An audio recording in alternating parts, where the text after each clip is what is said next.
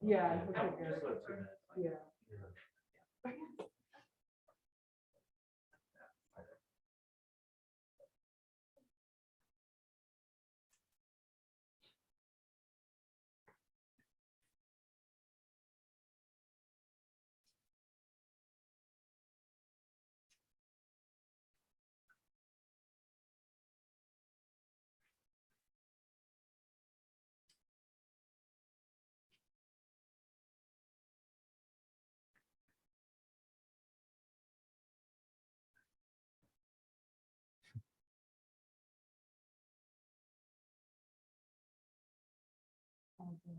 Online. Just still filing it. Okay. They're always like, right, Maybe. Maybe another 30 seconds.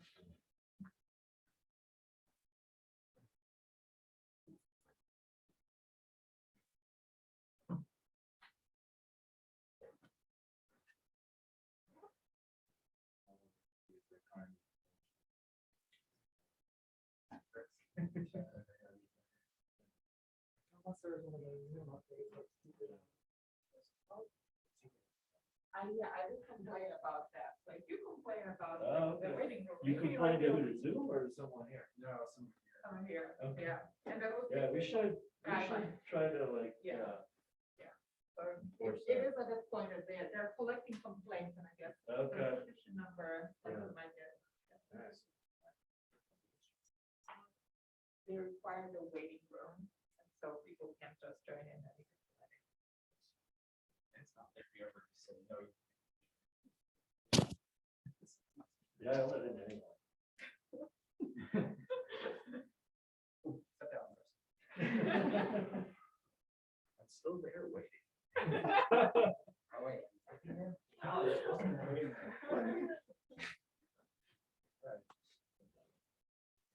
Okay, I think we've waited the requisite academic time, so we'll start.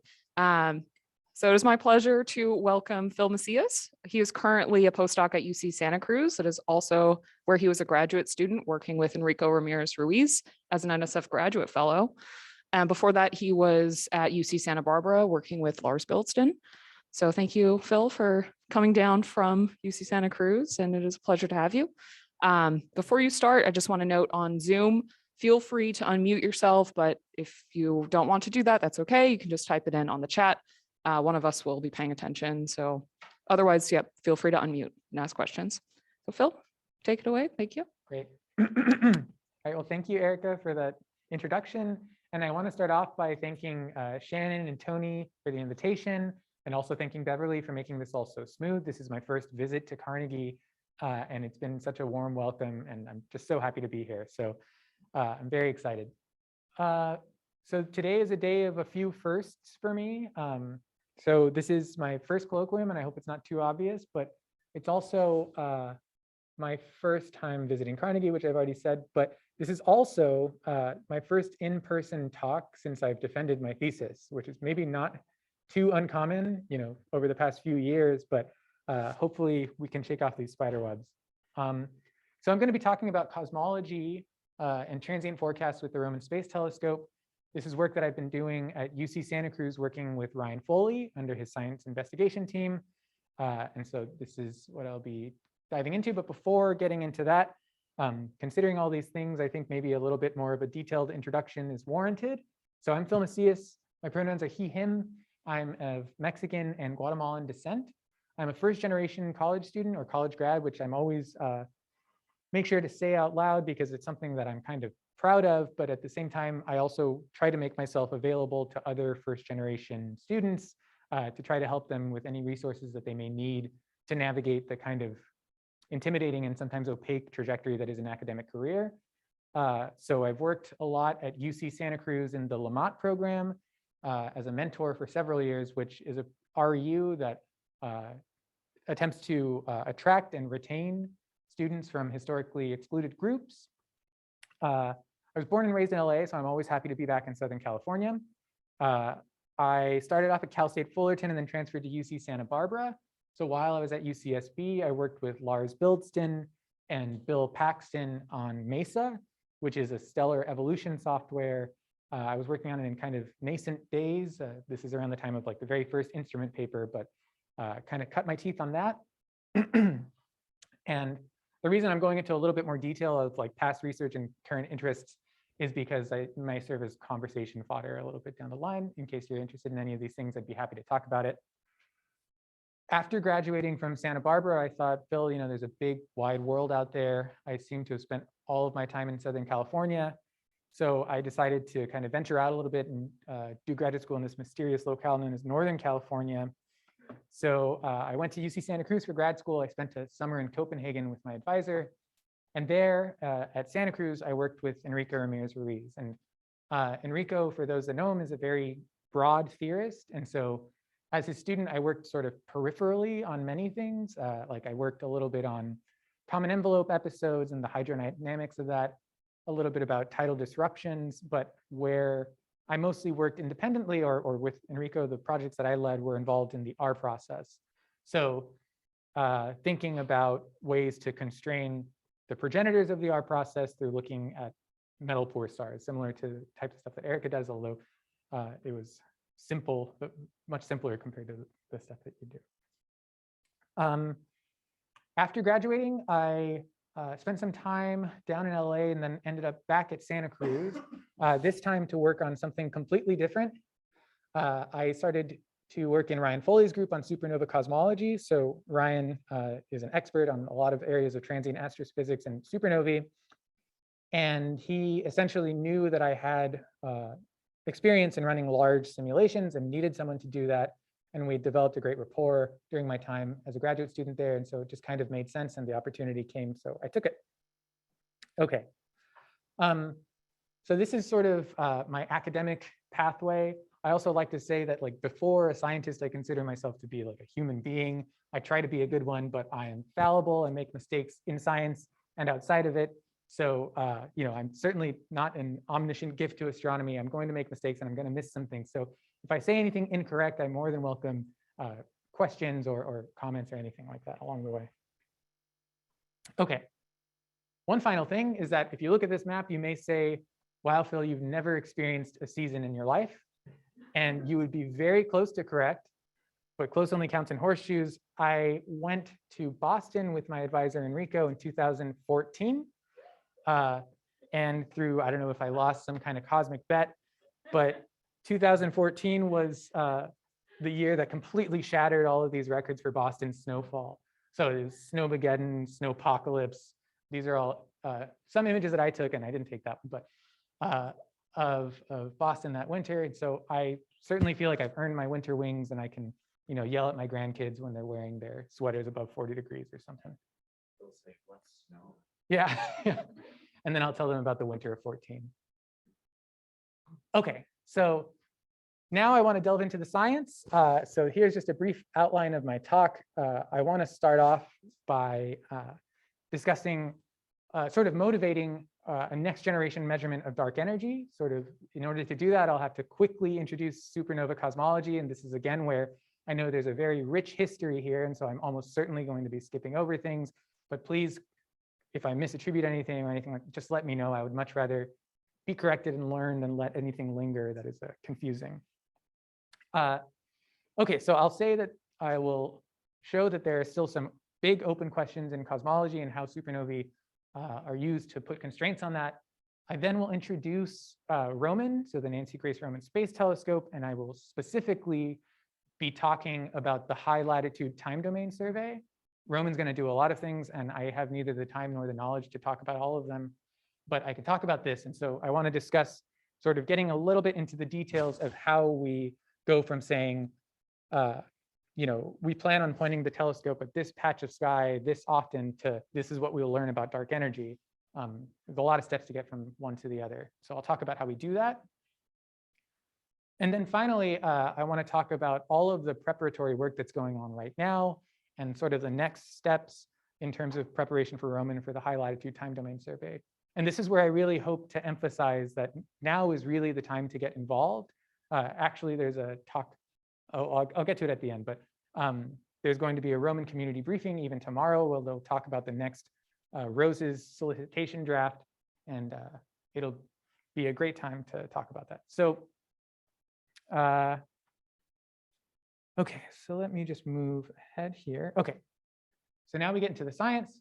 So I will go over this quickly to keep people from falling asleep, but Type Ia supernovae are extremely useful for cosmology because of this idea of them being a standardizable candle. This is obviously well known amongst this group. So the idea is just that, they, regardless of the fact that we're not entirely sure of the progenitor channels and how often we have a main sequence companion accreting onto a white dwarf versus two white dwarfs merging into each other, those are still, like the actual explosion physics are still being investigated, but they have this very nice observational property that lower luminosity supernovae fade quicker. So this is, of course, the Phillips relation. There's no apostrophe in that Phillips. I'm not claiming it. It's not me. But the idea is that if you notice this and then you can take this idea and then correct for these different shapes of the supernova light curves and essentially standardize them. And you can use this fact in order to map out supernovae and map out the expansion history of the universe. So from the first notice of this has been work ever since to kind of get this a little bit more understood, to understand it better. And so nowadays, I would say that standardization yields distances to supernovae with roughly about 5% accuracy. Okay. But of course, you have to calibrate the actual luminosity of the supernova. So you have to know the distance to the supernova in order to get any one of these peaks or curves so that you can then do this correction. So the way that we measure the distance to supernovae, I mean, there are a lot of ways to do it. I'm just going to go over the sort of traditional way, which is this idea of the distance ladder. So the way that this works is that you look for Cepheids in the Milky Way. And Cepheids are these variable stars that have a nice period luminosity relation. And you measure the distance to Cepheids in the Milky Way just by measuring the parallactic distance, so like a geometric measure. So now you can calibrate your period luminosity relationship for your Cepheids. And you go out and you look for Cepheids in other galaxies. And so you see their variability. Therefore, you know their luminosity and you know the distance to those galaxies out there. So then you wait for a Type Ia supernova to go off in one of those galaxies that you know the distance to. And so with the distance to that galaxy, you can actually calibrate the absolute magnitude of the supernova. And so once you've done that, and of course, I'm glossing over tons of details and being very fast and loose here, but once you have your magnitude of that supernova, then you're off to the races with this sort of standardization game and measuring that out in the Hubble flow out to very relatively high redshift. Okay. So if you do that and you do that very carefully, you can end up plotting the distances to these supernova on the y-axis versus the redshift of the galaxy that they're found in on the x-axis. And what this is just an expansion history, right? This is an expansion history of the universe out to redshift 1. And you can try to fit the data with different cosmologies. You can just say, okay, well, what if we mess around with the omega matter or omega lambda, these different cosmological parameters, which one fits the data best? And so this was done by recent Perlmutter in '98. And with this relatively small sample of supernovae, it immediately became apparent that the cosmology is kind of consistent with something about 70% of the universe being consistent with the dark energy. And not only that, but the expansion of the universe is accelerating. And that's what's shown here on these residual plots. So this was the first evidence for this. And this really, since then, there's been a lot more supernova cosmology. And I just want to now maybe fast forward a little bit to where we are today, or very recently at least. So this is the Pantheon Plus analysis, which was put out by Dylan Brout earlier this year. So this is what the Hubble diagram looks like now. And so it's currently constrained by observations of about 2,000 Type Ia supernovae. The H0 that they measure out is something about 73.4 kilometers per second per megaparsec. And you can also fit these expansion histories in a sort of MC way where you can put constraints and make these contour plots of the cosmologies that fit the data best. And so that's sort of where we are today. This all assumes that we are in a lambda CDM universe. So this is assuming that the dark energy is something like a cosmological constant. But you don't necessarily have to do that. You can say, what if we don't assume, strict lambda CDM and we allow the dark energy to vary? So these are the kinds of plots that we like to think about when we're thinking about varying dark energy. So we like to think about the equation of state of dark energy. So this is the same equation of state that we're used to with ideal gases or radiation. It's just the relation between the pressure and the density of a fluid. And it's this W that we're interested in. So canonically, W is -1 in lambda CDM, and it doesn't change as a function of redshift. But you can allow it to and just fit for this WA parameter. So if it's not changing with redshift, WA is equal to 0. And you can see that when you do that on the current sample of supernovae, that although W is relatively well constrained, WA is a bit harder. And the reason for that is if you look back, sorry, I should have mentioned this before, if you look back at this previous plot, where we're really looking for dark energy changing in supernovae is at high redshift. And this plot only goes out to redshift 1, where above redshift 1, there's maybe about 20 supernovae. So we really don't have a strong lever arm to get constraints on dark energy changing as a function of time yet. But as I'll show, we'll definitely get there. OK, so this also gives me the opportunity to define this figure of merit. So the dark energy task force figure of merit is just a metric that lets you know how well you're doing in constraining the properties of the dark energy. So the way it's defined, and there are many ways that you can define this, but this is sort of the one that's being used most. And I also find this definition to be a little bit intuitive, is that it is the inverse of the area enclosed by these contours. So in this WA, smaller area means you're constraining the dark energy and its possible evolution more strongly. And so when you divide by that, your figure of merit goes up. OK, so the figure of merit that is currently from this sample is something like 110. And so really, future surveys want this number to go up. OK, so that's one reason why we want to study supernovae at a very high redshift. But the other is this H0 tension. So there are two ways to calculate H, or to get to an H0 today. One is, as I just described, where you do these direct measurements using the local distance ladder in supernovae. And the other is by using CMB measurements. And so the way you go from the CMB to H0 is you have some measurement of the sound horizon within CMB. So at a redshift of something like 1100, you take that and you evolve that forward under lambda CDM. So you use lambda CDM plus general relativity to evolve that forward. And you ask the question, what would it be today?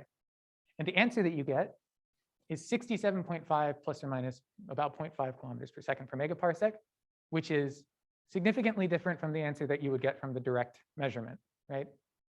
So these early universe CMB H0 measurements disagree. And as this tension arose, I think immediately people tried to see if there's any kind of systematic that can be either pushing the supernovae up or pulling the CMB measurements down.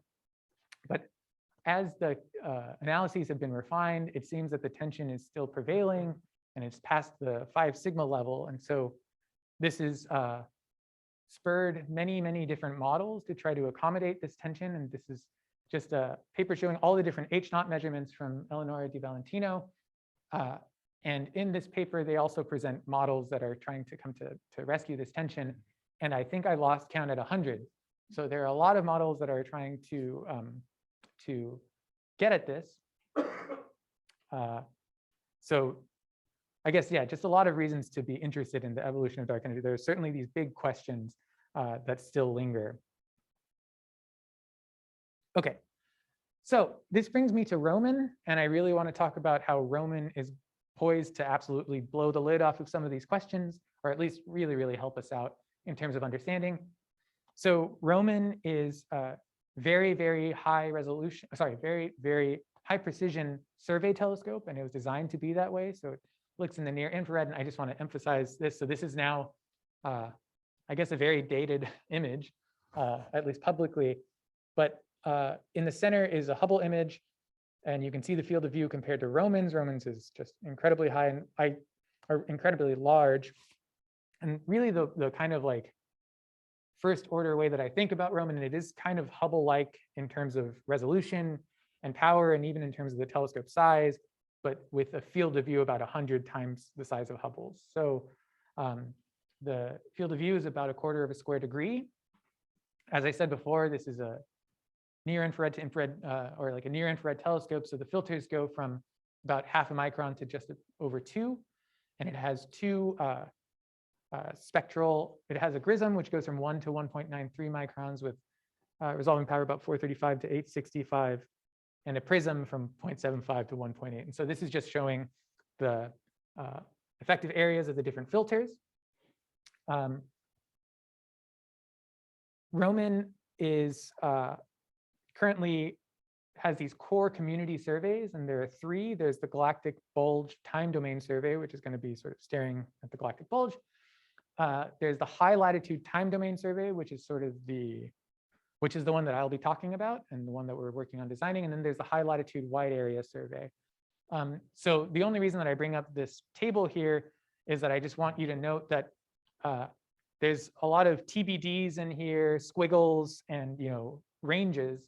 And that's all just to say that none of this is set in stone. And that's essentially what we're working on here, is trying to optimize the High-Latitude Time Domain Survey in terms of things like this, like what filters do you use? How often do you use the prism? What areas are you covering? Those kinds of things. So Roman is taking a 2-pronged approach. So as I said, we're kind of working on the High-Latitude Time Domain Survey, but there's this other High-Latitude Wide Area Survey, which is going to be doing a lot of the, I guess, other cosmological constraints that supernovae aren't good at getting. So these are things like galaxy clustering, correlation functions, or 2-point correlations and things like that, to put constraints on things like sigma-8 and cosmic shear. And this will be used in tandem with the results from the High-Latitude Time Domain Survey in order to get this kind of comprehensive analysis of the cosmology. So this will be looking for things like, as I said, the history of dark energy, but also deviations from general relativity. And this roadmap is taken from the SDT report. So the SDT is the Science Definition Team, I think. And they put out this paper back in 2015, which essentially sets the requirements for Roman. So in terms of the figure of merit, we actually have a requirement that we are trying to meet. And this gauntlet was thrown in this paper where they say, in order for Roman to be kind of successful in this mission, we want to increase our knowledge. We want to increase the figure of merit by a factor of 10. So at the time, the figure of merit was 32.5. And so there's an actual hard number that we're trying to attain of a figure of merit greater than 325. Basically, all that we're told is that the survey is 6 months over 2 years, 6 months of actual observation time over 2 years. And from that, we have to design a survey in order to meet these requirements. So that sounds kind of hard to do, and being told a requirement in terms of a figure of merit sounds pretty abstract. But Ben Rose, who led the paper describing the reference survey, made this really, really nice plot, which just shows that the figure of merit requirement tells you the maximum size of this ellipse, right? So if you make just that size ellipse around a baseline of lambda CDM, that tells you, and you just calculate the expansion histories of those cosmologies, it tells you the deviations that you should expect, the maximal deviations that you need to be able to measure in order to meet this requirement. And so what this ends up being is precision of about 6 millimags across the entire redshift range that we're observing, so out to about redshift 3. These are just showing what actual deviations from lambda CDM would look like for these particular cosmologies. Okay. So now the question becomes, how in the world do we design a survey, and how do we quantifiably say that we can meet this requirement? We obviously can't wait for Roman to launch and do things after the fact. So the way that we do that is we simulate. So these simulations, we're using a package called SNANA. This is built by Rick Kessler at the University of Chicago. And the way this works is kind of as you might expect something like this to work, where you generate some source SED. So you need to have some model for your transient. You then apply everything that would happen to those photons as they propagate from the explosion to the observer. So these are things like dimming, lensing, adding in peculiar velocities, and of course you have to redshift the entire SED. You apply galactic extinctions, so this requires knowledge of dust along the line of sight and how that behaves. And then you integrate the redshifted SED over your filters, right?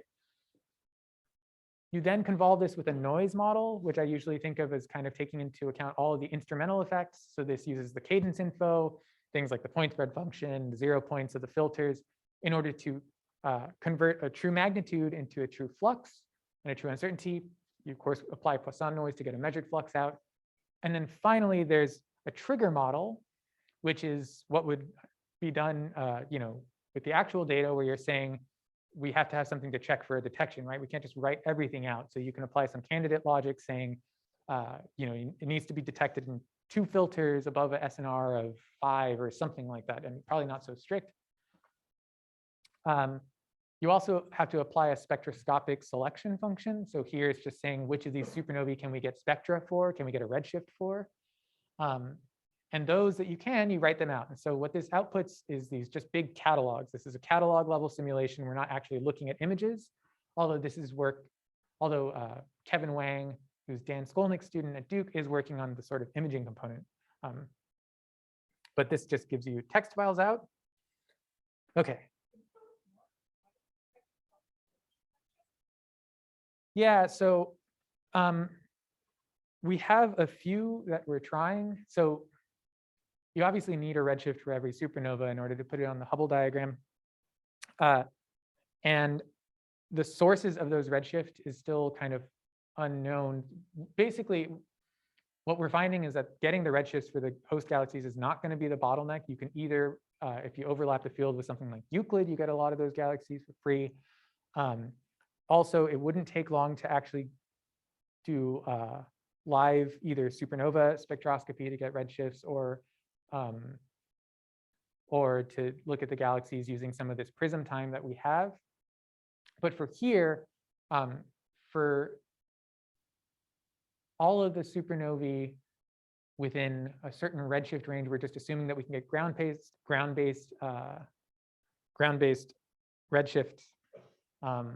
And out further, we're kind of not entirely sure where they're going to come from, but basically, like I said, it's not going to be the bottleneck. So the way that we run the simulations, we're not really getting rid of any supernova. We're just saying we're going to be able to get the redshift for that somehow. Okay. So you write those all out to the files, and this is really just one step. And I know that this is horrible to look at, and I don't want anybody to read the details, but I just want to show that it's a lot of steps to get from one to the other. So we just passed step 1. And the other reason that I want to show these like the individual steps is because I want to emphasize the fact that there are a lot of junior scientists working on improving every single one of these things. And I was very, very happy to be invited to give this colloquium as a junior scientist, because we have a lot to look forward to. I mean, as a postdoc, we're kind of always thinking about the next few years career-wise, but there's so much to be excited about in the next few years. I mean, with JWST now, but also Roman coming down the line, and also Ruben. I think it's a great time to be talking to postdocs about the next few years. So I wanted to mention one of these first updates to our simulations, and this comes in the model side. So I had to just motivate this for just a second. As I said before, Roman is really going to shine in the rest frame near IR for supernovae. And as a matter of fact, you can observe the rest frame near IR for supernovae out to redshift 1, which is good. As of now, I think that there are maybe like 100 spectra in the near IR of transients with accompanying light curves. And so we're going to get a lot more information about how supernovae behave in the near IR. However, it's hard to plan for this because we don't really know what they behave like yet. So this is showing that, so this is the rest frame SED of the Salt3 supernova model. And this is showing the filter coverage of Roman.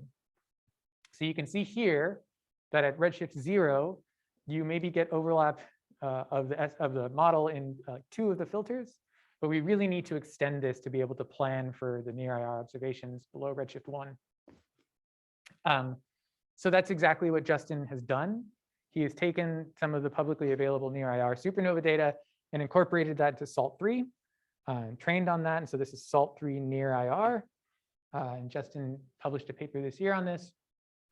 So I think the main thing to look at is this top plot, which is just showing what I was showing before, how many of those filters the SED is able to kind of enter so that they can be useful for this planning. And as I said before, with the regular Salt3, you get about 2 at low redshift.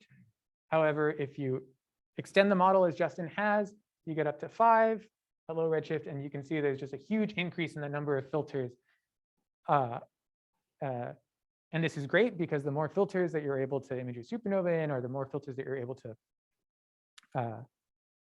get the supernova in, reduces the distance uncertainty, which is equivalent to increasing the supernova sample size.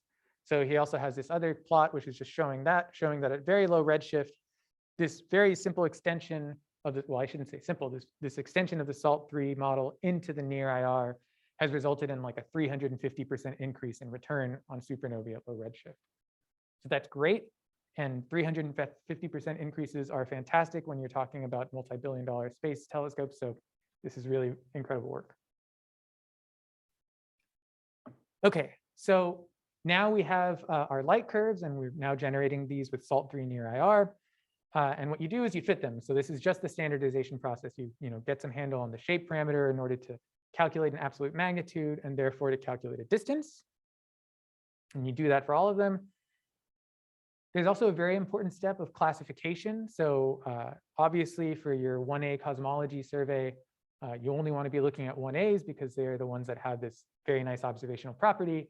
If you have any interlopers or contaminants like core collapse or intermediate luminosity optical transients or whatever you want, if they make it through, they can lead to some pretty significant biases in your interpretation. So I just wanted to, again, take the opportunity to highlight the work of another junior scientist who's working on this. So Helen Q is a graduate student at the University of Pennsylvania working with Macias, and she has updated the classifier that we're using in SNANA.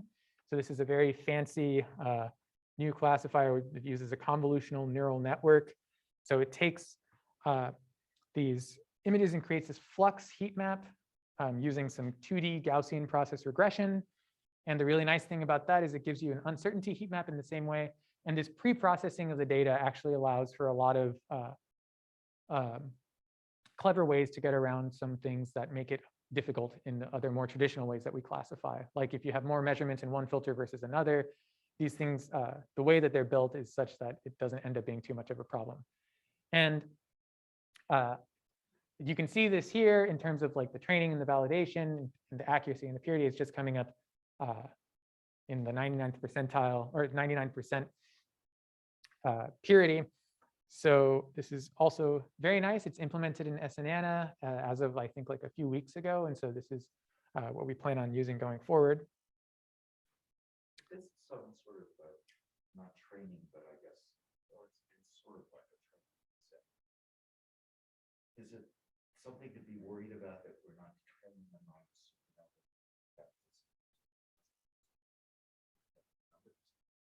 So we're training it on things that are more. Yeah, these all require training sets. And yeah, I mean, I certainly suppose that I don't know if that's actually taken into any possible bias or something when they propagate this forward, if they allow for some sort of evolution as a systematic. Sort of one of the, I think, not so nice features about going to things where there's no physics in it, and you're just using objects to train what you already know and applying it to something else. Yeah. People are very enthusiastic because it's a neural net series of things, but where you might get in trouble is if it's earlier times higher redshift or different. Absolutely. Train. Absolutely. Anyway, No, that's a very good point. it seems like those kind of accuracies, it wouldn't take much to not be in the 99. I guess the question on David Bartanian is the purity efficiency metric that you have up there, is that equivalent to precision as well? I don't know off the top of my head. I'd have to look at the paper. Yeah, follow up on this. So how big are these training sets, or maybe rather the validation set? Sorry? Oh, how big is the the validation set? I don't recall off the top of my head. Yeah. The reason why I ask is that I guess one way to test Helen's question would be to, you mentioned there are 20 beyond redshift 1. So that's something like probably 20 is too small, but it would still be nice to see kind of how this works on that. Oh, the yeah, brightest way, right? Yeah. That's a good point. Yeah, that's a good idea. Or systematic things like that. Yeah, When you get to that kind of accuracy, you're counting on that. Yeah, I'm pretty blown away. Like, if I had a light curve of a 1C versus a 1A, I didn't have any spectra. I think it's hard for me to believe that you would get that sort of accuracy. And the only thing I could think of is when you go to the redder bands, 1As have that sort of knee thing, like you see in wideband, I guess, right, Chris? Yeah. But then this is all local. So if you go to higher redshift and you're looking at everything that's rest frame optical, where you don't have that feature, I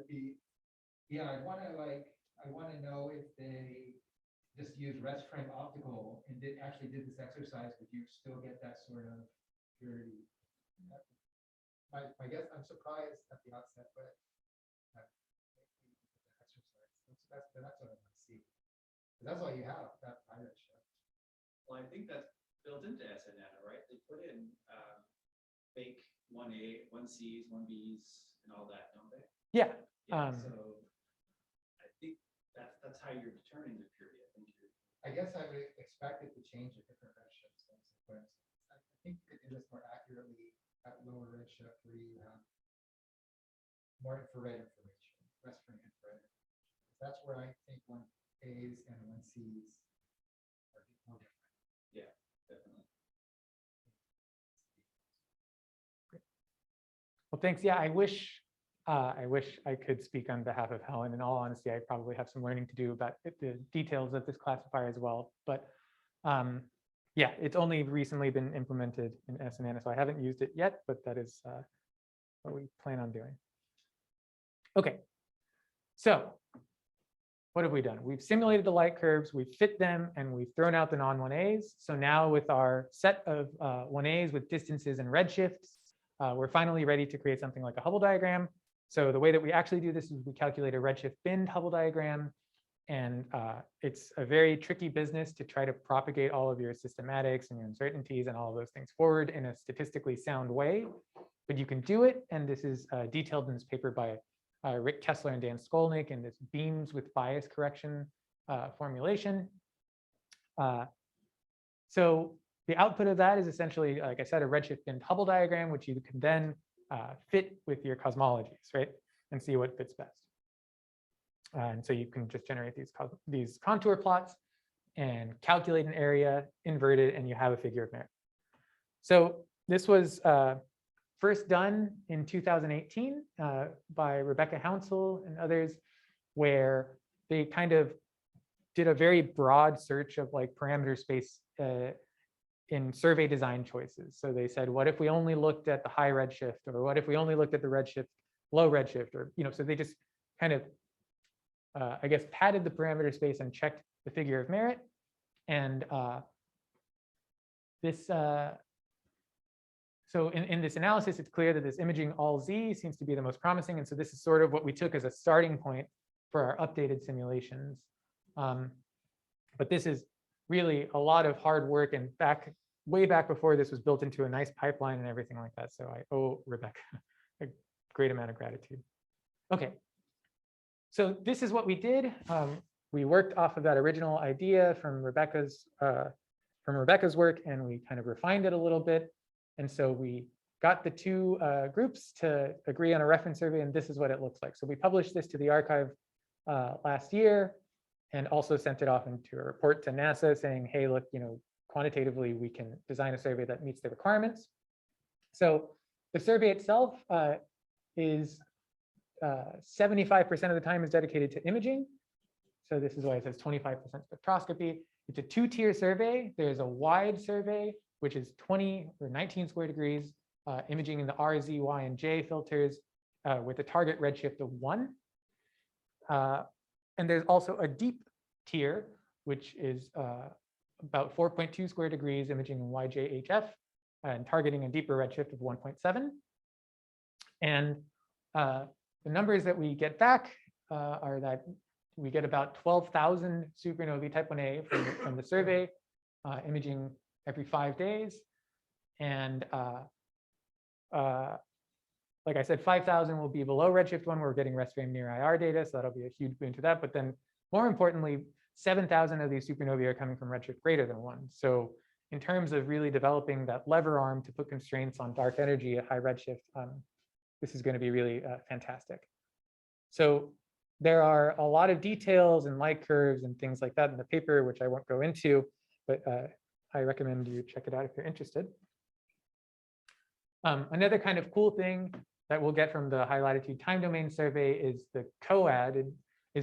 So on individual exposures, you can get down to about 26th magnitude or 25th magnitude in the wide tier and about 26th, 27th in the deep.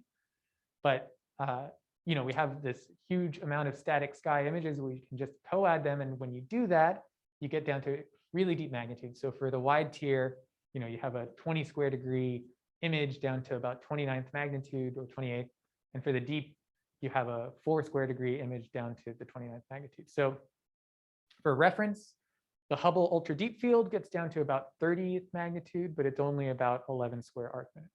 So it's going to be a really incredible data set. I can't even begin to imagine what that image is going to look like. Okay, there's also talk about field considerations. As I said, this is not set in stone, but there are a lot of reasons to think about synergies with other observatories, you know, coming online in the next few years in terms of getting redshifts and other things like that. Right. Okay. So the amount of time that we dedicate to spectroscopy, whether that's live supernova spectroscopy or getting spectra of galaxies sort of after the fact or something like that, we left as a free parameter. This is actually something that we haven't really settled on a number for yet. And there are arguments on both to be made on both sides as to why you would want more or less spectra. But the important thing is that the figure of merit requirement is met across this variant. So that requirement is not what is going to set this knob. And really, we have to think about more deeply how to optimize the survey in this regard. Okay. So I wanted to finally talk about some of the preparatory work that's going on. So one of the things that is important for the cosmological inference is that you need a good low redshift sample of supernovae in order to anchor your Hubble diagram, because H0 is essentially degenerate with the absolute magnitude of the supernovae. So you need a low redshift sample. At the time that this plot was made, we had about 300 in this Pantheon low Z sample. And the experiment that we did was just as we crank up the number of supernovae at low redshift, so by that I mean below 0.1, and keep the reference survey the same, how is the figure of merit affected? And essentially, when does our low redshift sample saturate in its kind of cosmological utility, at which point you're just sort of systematics limited. So we're just looking for this figure of merit to turn over as a function of low redshift supernovae. It happens at about 5,000. This is good because we expect to have 10,000 in the can by launch. This is at least, this is just looking at some of Ryan's programs, but we will be there for sure.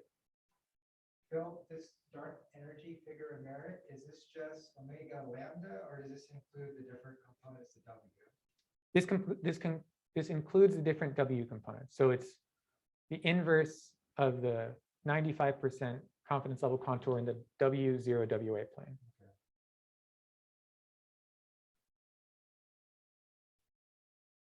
Oh, but I should also say that this figure of merit number is so wildly varying depending on like the priors that you put into, you know, your cosmology or like, so this number, I see it shift around all the time, and it really depends on, are they using BAO plus CMB plus, so yeah. I try to just always think of it in relative terms, but okay. Also, as I mentioned, we are attempting to mitigate some of the lack of data that we have in the near infrared for these supernovae, and this is done by the Keck Infrared Transient Survey. So this is a program led by Ryan. It is a Keck Key Strategic Mission Support Program, which is a mouthful. It's 18 nights over 22A to 23A.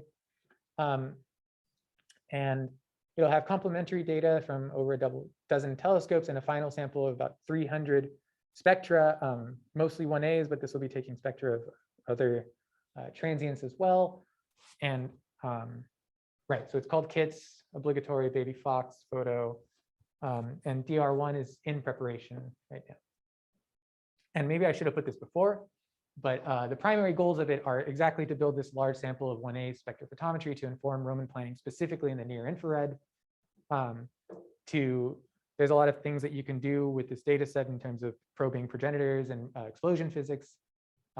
There's a POP3 supernova component with JWST. And then generally, I mean, I think the most important thing is to produce a large homogeneous sample of IR spectra for the community. I really am excited about this data set. Okay, and the final thing, this is really where my mind is kind of going forward, is I've shown that we're able to meet the sort of figure of merit requirements within the reference survey, also with like maybe a little bit of wiggle room, at least in terms of the amount of time that we spend on spectra. But I'm also interested in varying other things on this reference survey. Now that we know that we can meet the cosmology requirements, for example, how can we change the reference survey so that it can better benefit other transients, right? Other than just 1As, other than just 1A cosmology, because it's going to be observing tons of things. It's going to be observing kilonovae, tidal disruptions, everything, right? It's obviously agnostic to what it observes.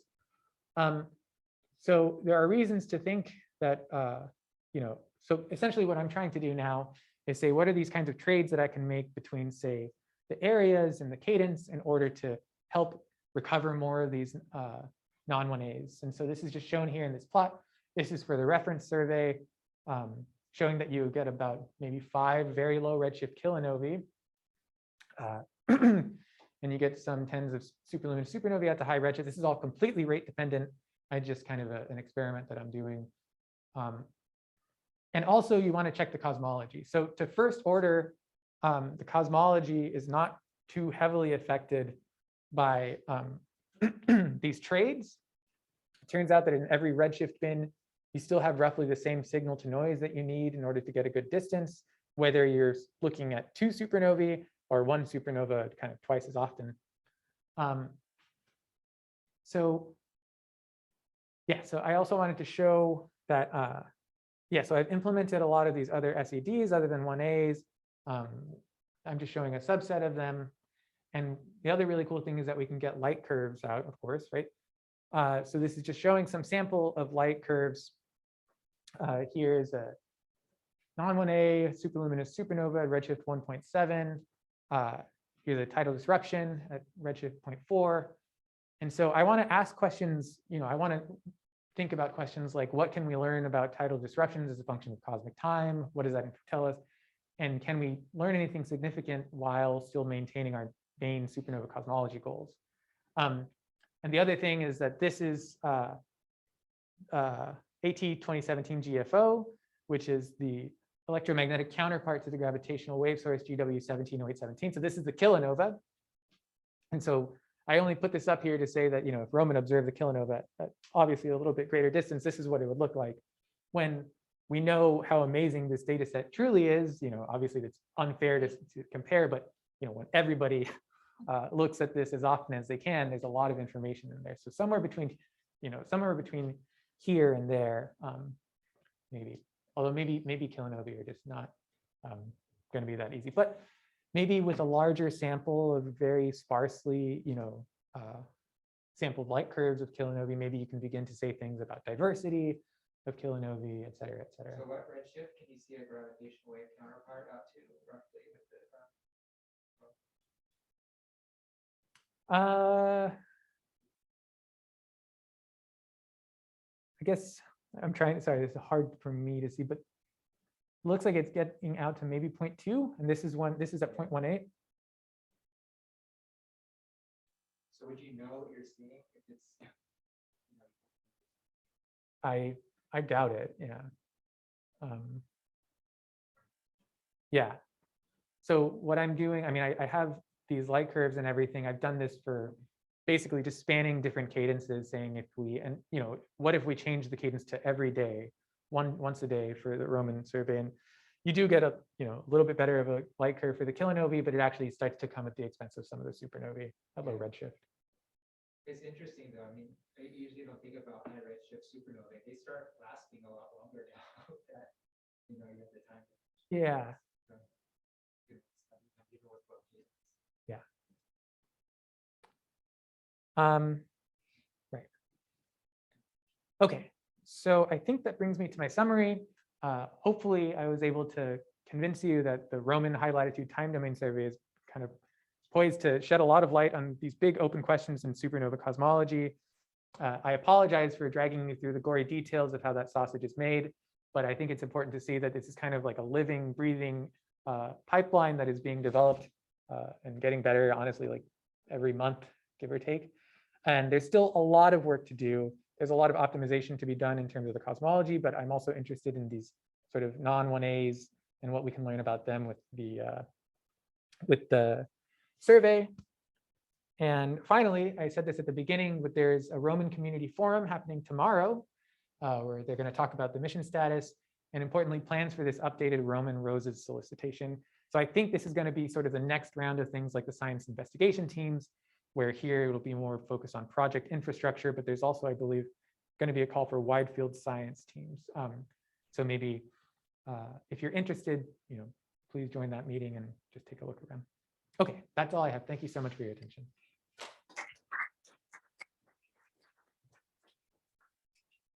Thank you, Phil. So we had a lot of questions in the room, and I apologize on Zoom if you couldn't hear those. Are there any questions right now?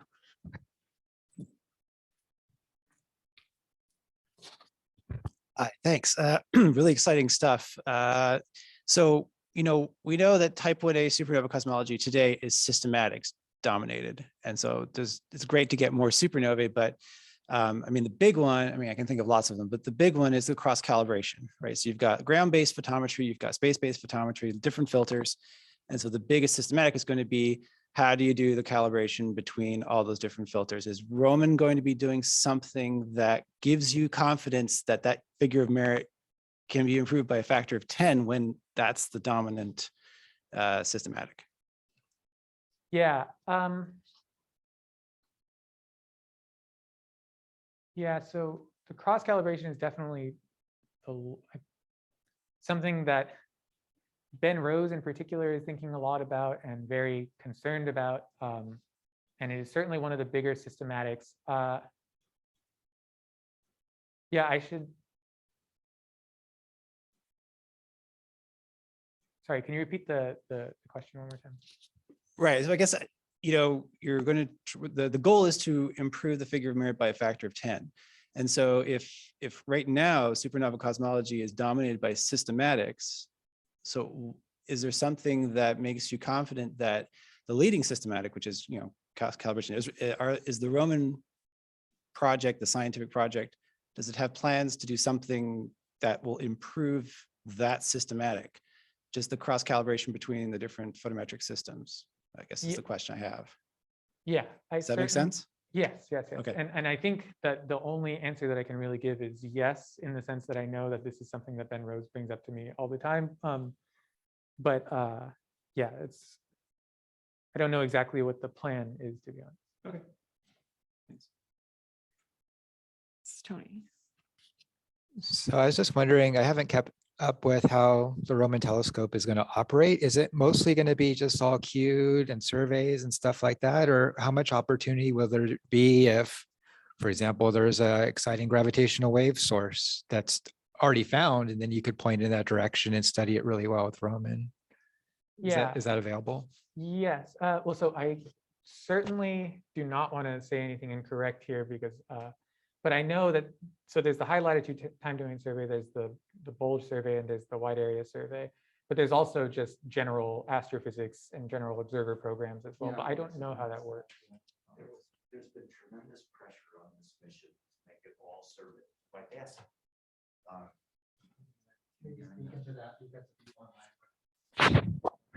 Days of this mission, There were people who fought to make sure that there was some amount of time that would be available, not just for things you're talking about, but also to do a really small survey, like point the telescope with this big field at a nearby galaxy, because most of the science is based on these big survey areas.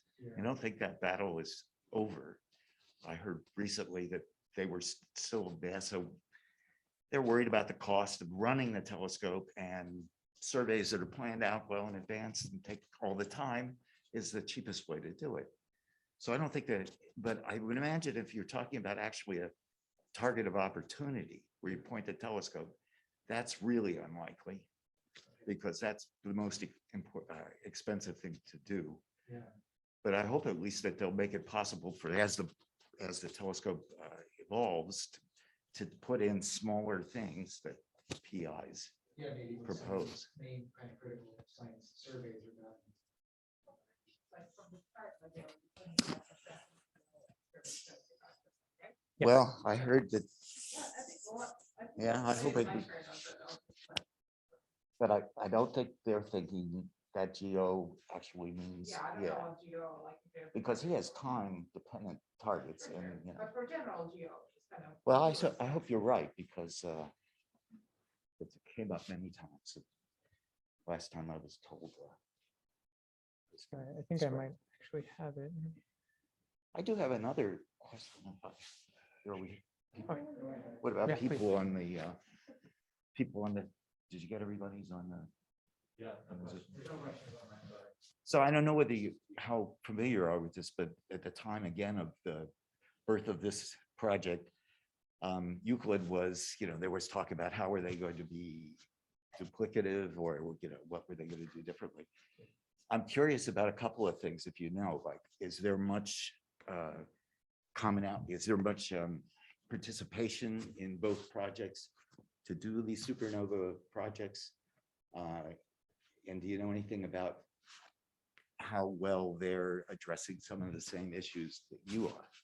Yeah, I know that, again, Ben Rose, who is at Duke working with Dan Skolnick, put out a paper specifically on talking about synergies and Euclid is the big one. So Euclid is sort of something that we think about in terms of getting the redshifts for all the host galaxies and things like that. So I think that there's still a lot of optimization to be done, like synergistically, and I don't think that, but it's something that people are thinking about, but I don't really know anything more concrete than that. Do you know what their goals are in terms of figure of merit reduction themselves? Oh, no, I don't know. It's going up at February, according to Bob. Yeah.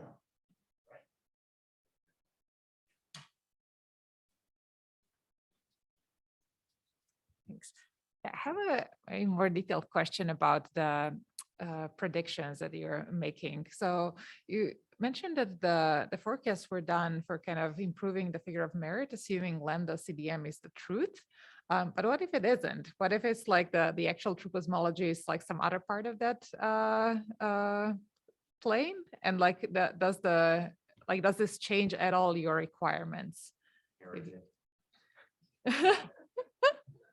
So, sorry, the dark energy task force figure of merit that I described requires, I guess it doesn't. I guess if WA is actually equal to 0, then that would be consistent with lambda CDM. But but the figure of merit is specifically trying to, like, when you make the plot to make the figure of merit, you're trying to see if you're allowing for lambda CD for W to vary with redshift. I don't. Right, but I just wonder, yeah, I mean, maybe it's obvious, maybe it doesn't matter, but yeah, if I understand correctly, like the figure of merit is just kind of the area, and then you're kind of saying kind of which are the requirements to shrink down to the exact area.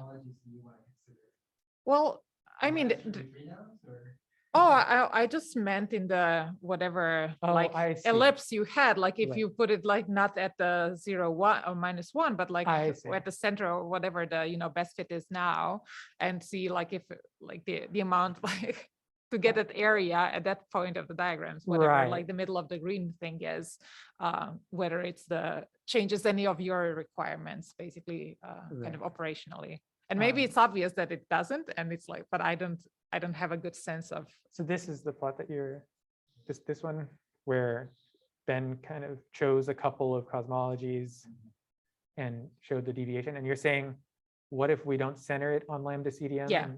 Exactly. Yeah.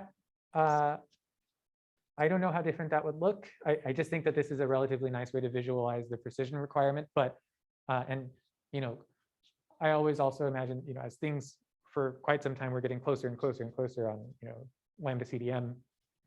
And it makes sense to sort of expand about that. But I don't know how, for example, like this 6 millimag would change if you just change that center and expanded about that. Yeah. All right. Oh, I don't have anything specific in mind. I guess there is a question whether these kind of observations could discriminate against. Well, there's another for like string theory, isn't there like it's W 1/3 or Yeah. is that W not 1/3 for string theory? You can actually take a lot of these crazy cosmologies and you can put them on that diagram. Yeah. Yeah. And the really scary thing is they're all convergent to that one WA0, W0 minus 1. They're all degenerate at that point. So if that's the answer, who knows? We're in trouble. Yeah. Who knows? It's the interesting thing is when you get away from that point, then you can start telling the difference between these different cosmologies, but they all converge to that one point.